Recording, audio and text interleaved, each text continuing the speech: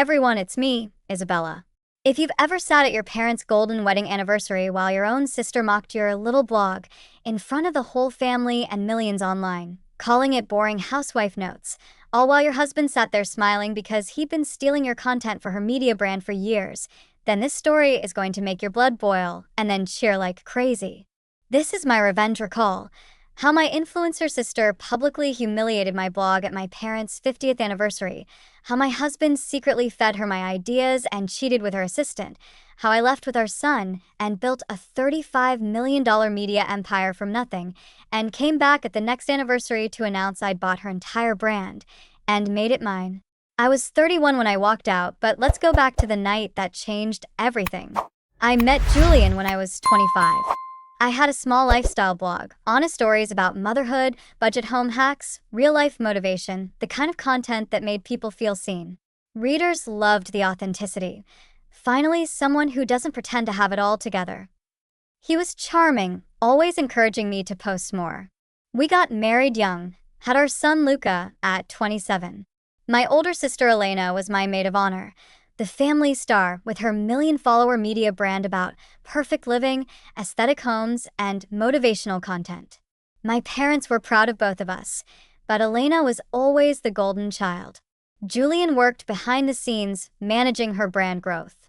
It felt like one big, supportive family. But as Elena's brand exploded, major sponsors, TV appearances, company valuation climbing, the tone shifted.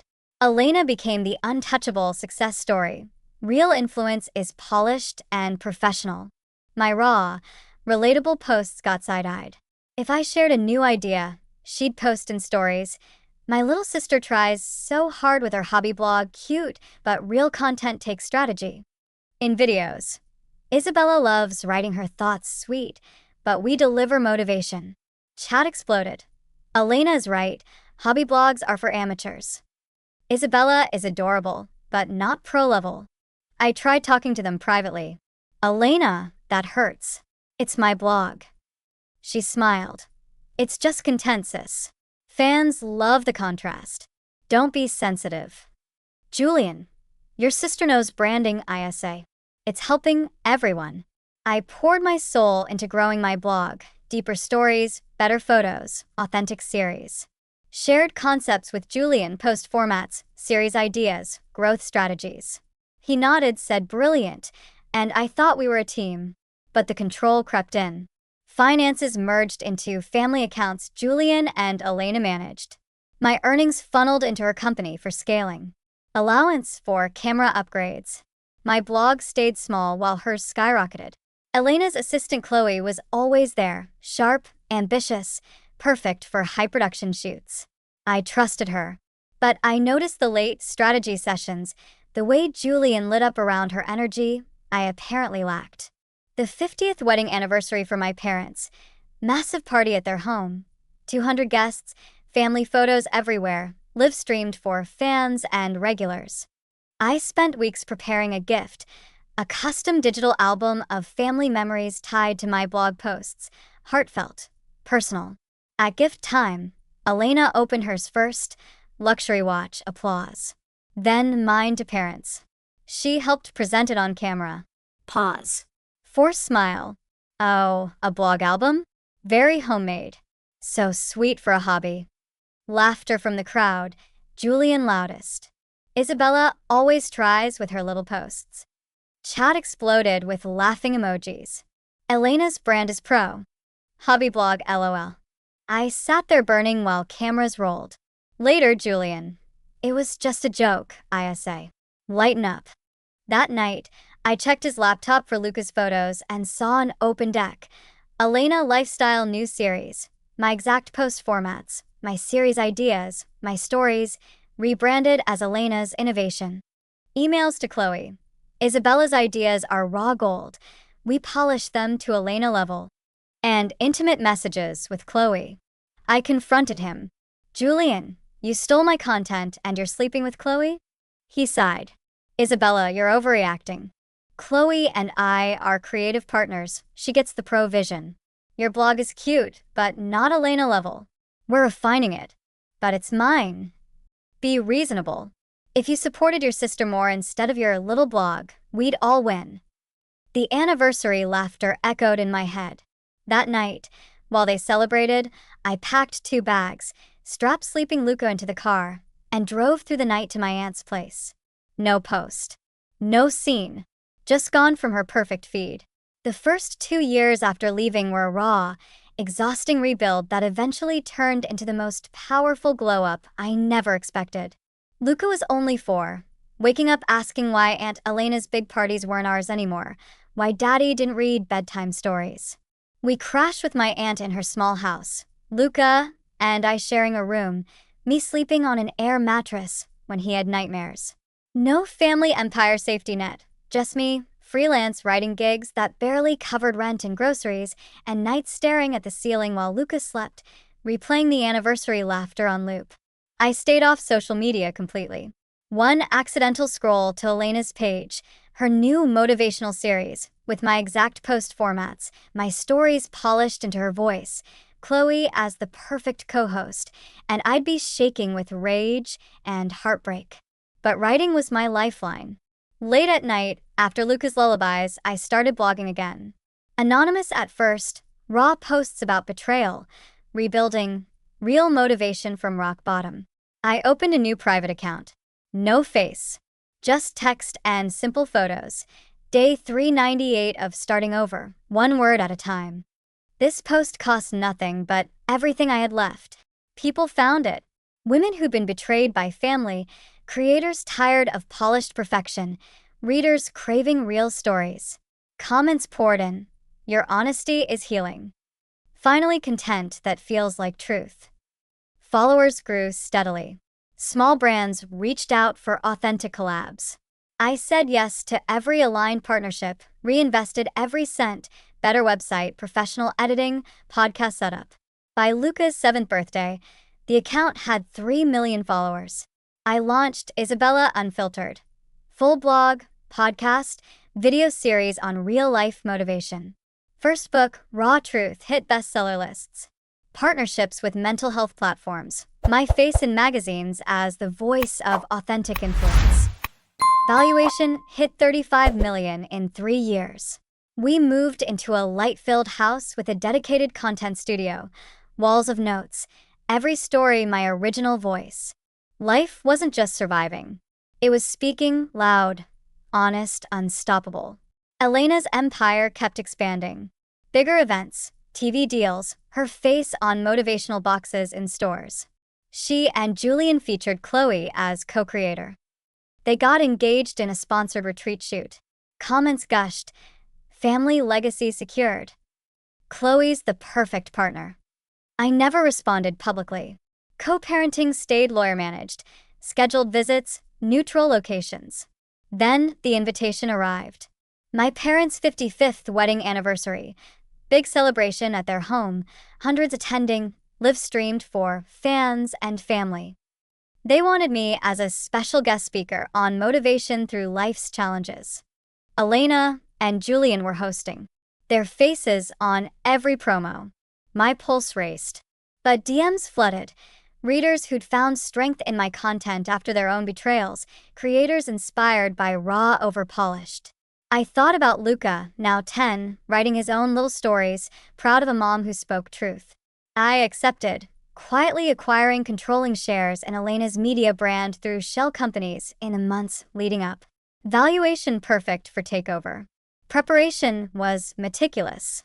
Outfit from my collab line. Bold red, powerful. Speech blending personal story with authentic motivation. Rehearsed until every word rang true. Anniversary night. I arrived with Luca, who was thrilled for the big party. Low profile at first. Fans mobbed me for photos. Then the main dinner. I sat at the family table as honored guest. Elena spotted me. Perfect in designer. Isabella. Speaking tonight? How relatable. Smile sharp. Julian stiff. Chloe fake hug. Elena low. Keep it positive. For the family. For Luca. I smiled. Of course. The courses passed. Speeches began. Elena took the stage. 55 years of love, and the future is bright with our brand. applause. Then my turn. I walked up calm. I started warm, thanking my parents, celebrating family stories. Then the drop. I want to talk about real motivation. Because for years, my original stories were taken, polished, and claimed as someone else's legacy. Silence. I wrote every post from heart, raw truth, real life, honest growth. And those exact ideas appeared in your series, your podcasts, your empire, credited as new vision. My blog called Hobby, while the same content sold as Pro Motivation under your name. Gasps. And when I found out my husband was sharing more than ideas, building a life with the assistant who helped rebrand my work as yours, I realized the real motivation was erasing the original voice. I looked at Elena, Julian, Chloe. True influence isn't stealing someone's truth to make your brand look perfect. It's speaking from your own heart. Honest, bold, earned.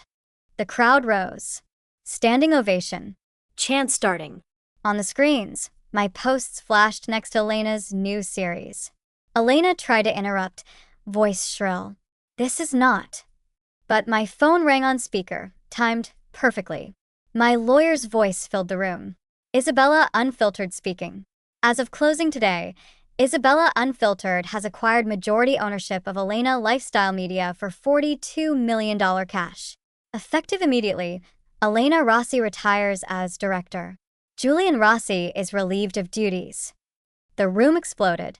Screams, applause, chaos. Cameras flashing wild. Elena's face collapsed. Julian stood frozen. Chloe grabbed her bag and bolted. Standing ovation turned to roar. I stepped down as security moved in. The comeback wasn't a post.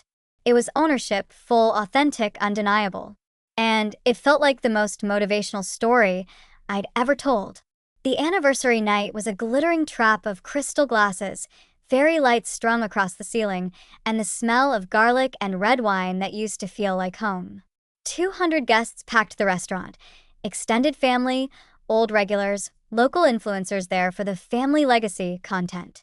Lucas sat at the kids' table with cousins, excited for cake, unaware of the storm coming. I wore a simple black dress from a small designer I'd partnered with, elegant but real. Cameras everywhere for the live stream. Dinner flowed. Toast to my parents' 55 years. Laughter, tears, stories of Nana's original recipes. Julian and Elena at the head table, playing perfect hosts, matching aprons over their outfits for the family chef vibe. Elena's hand on Julian's arm. My parents beaming, still believing in family first. Then my turn came. The MC handed me the mic. And now a special word from their daughter Sophia, the original family chef. I walked to the small stage calm, heart pounding but voice rock steady. I opened with warmth, thanking my parents for the legacy of love and food, sharing a funny story about learning to make sauce at Nana's knee, a quick demo of stirring a pot with a smile. Laughter, applause, connection. Then the pivot. I want to talk about real family recipes. Because for years, my original dishes were taken, refined, and claimed as someone else's legacy in this very restaurant. The room hushed to silence. I created every special from heart, comfort food with stories, flavors from our childhood, love in every ingredient. And those exact recipes appeared on your new menu, your specials, your rebrand, credited as new management innovation. My cooking called basic, while the same dishes sold as elevated under your name. Gasps rippled through the tables. Phones up like a wave. My parents' faces started to pale. And when I found out my husband was sharing more than kitchen duties, building a life with my own sister instead of protecting ours, I realized the real secret ingredient was erasing the original cook so they could serve perfection without the mess. I looked straight at Julian and Elena. Julian's face drained of color. Elena's fork froze halfway to her mouth. True family isn't stealing someone's flavor to make your brand look timeless. It's cooking from your own heart. Honest, bold, earned. Tears streamed down my face now, but my voice stayed strong, louder, carrying over the stunned silence. I left with our son and an empty kitchen. And from that emptiness, I built something bigger. Food for real families, real stories, real taste. No one erased. No one cropped out. The crowd rose slowly at first, then all at once. Standing ovation that shook the tables, silverware rattling. Chants of Sophia's table starting. Regulars crying openly, some yelling, "We always knew your sauce was better." On the big screens behind me, my cookbook covers flashed next to the restaurant's new menu, identical recipes side by side, origins undeniable. Julian stood up, voice cracking. "Sophia, this is not the time." But my phone rang on speaker, timed perfectly, loud enough for every corner of the room. My lawyer's calm voice filled the restaurant. "Sophia Rossi speaking. As of closing bell this afternoon, Sophia's Table has acquired full ownership of Rossi Family Restaurant for $22 million cash. Effective immediately, Julian Rossi and Elena Rossi are relieved of all duties and requested to vacate the premises by end of week. We'll be hosting a grand reopening soon. Everyone here is invited." The restaurant exploded. Screams of shock, wild applause, chaos. Cameras flashing like paparazzi. My parents' mouths open in disbelief. Julian stood frozen, face white. Elena burst into real tears, mascara running. Guests jumping up, some hugging me, others filming. Standing ovation turned into a roar that drowned the kitchen noise. I stepped down from the stage as security moved in politely. The comeback wasn't a dish. It was ownership, full, legal, delicious. And it tasted like the sweetest revenge I'd ever served. The months after the anniversary takeover felt like the final course of a meal I'd been cooking for years. Rich, satisfying, perfectly seasoned with justice. The clip of my speech and the live acquisition announcement of the Rossi Family Restaurant went supernova. Billions of views combined, dissected on every food podcast, morning shows calling it the tastiest revenge ever served, viral reels of Julian and Elena's faces collapsing mid-toast. Hashtag Sophia Serves trended worldwide for weeks. My brand valuation soared past 50 million in months. Messages came in by the millions. Home cooks who'd had recipes stolen finally speaking up. Women who'd left controlling families after seeing one chef reclaim her kitchen. Young restaurateurs saying, "You made me protect my menu from day one." Some stories absolutely nourished me. A woman sent photos of her first sold-out pop-up using my recipes. "Because of you, I stopped letting my ex claim credit." Another shared her family cooking my dishes for holidays. Generational food, but honest this time. I read them during quiet prep times, knife in hand, tears falling into the sauce as I realized how many tables I'd helped set. Julian and Elena's world crumbled faster than overcooked pasta. Sponsors fled. Review sites flooded with one-star Betrayal specials. Their rebrand got buried under comments calling out the stolen recipes.